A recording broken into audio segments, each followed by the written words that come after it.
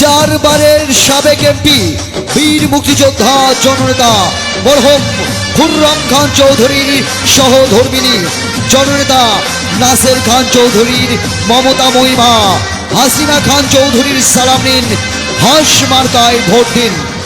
হাসিনা পা আপনার কোনো চিন্তা নাই, এই এলাকার জনগণ কেবল আপনাকেই চায়। হাসিনা পা আপনার কোনো চিন্তা নাই, এই এলাকার জনগণ শুধু আপনাকেই চায়। হাসিনা পা